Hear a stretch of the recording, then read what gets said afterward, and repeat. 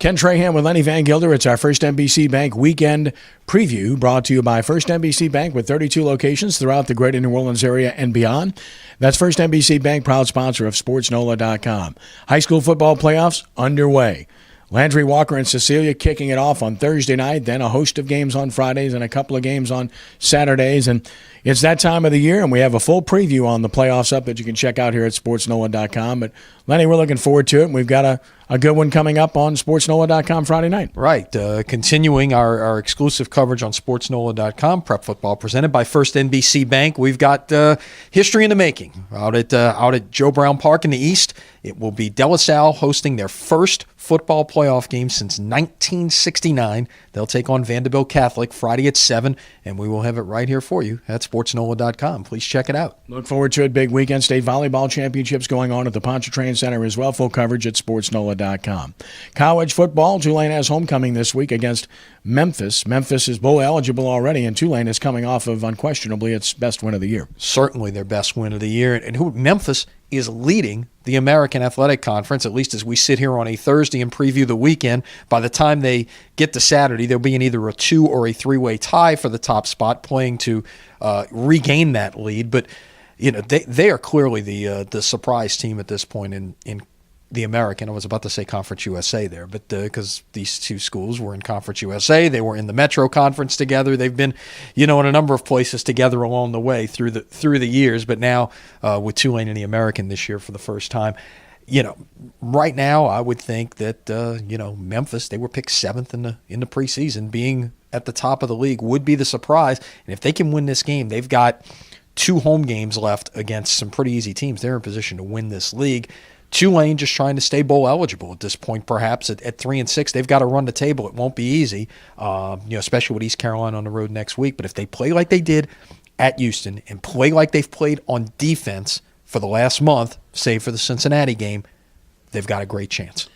Well, their secondary getting turnovers, of course, against Houston, and Tanner Lee playing outstanding football, and Dontrell Hilliard running the ball well. So young players coming through, they're going to need to continue to have that if they'd like to beat Memphis homecoming at Yeoman Stadium on Saturday. While they're at home celebrating homecoming, LSU will be in what is likely icy or snowy conditions at Arkansas against the Razorbacks, and as an underdog. But you know what? Everybody says, how can LSU's in the top 20? Arkansas hasn't won a game in 2 years.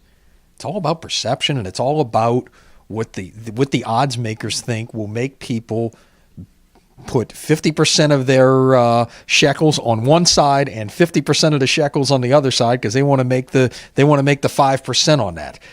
That's your 101 on how point spreads are set. It has nothing to do with a prediction on what they think the final score is going to be.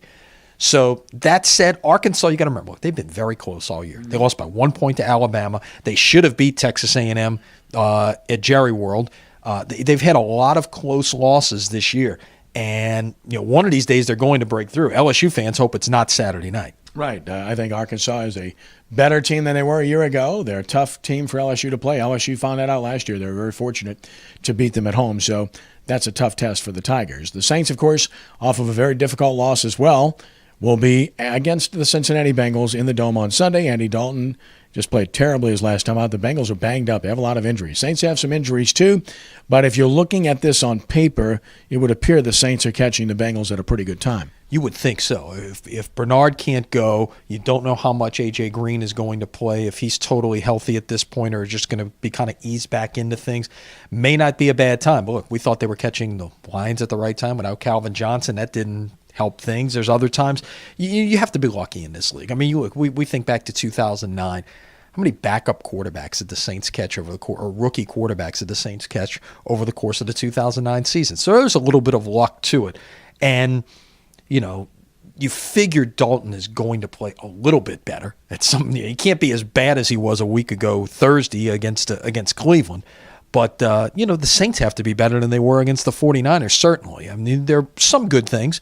Defense continuing to create sacks. Mark Ingram continuing to be effective, even as essentially a one-man show. Could be that way again on Sunday. So he's got to continue to play like that, and they've got to play. If not turnover-free, you've certainly got to limit it to maybe one at the most.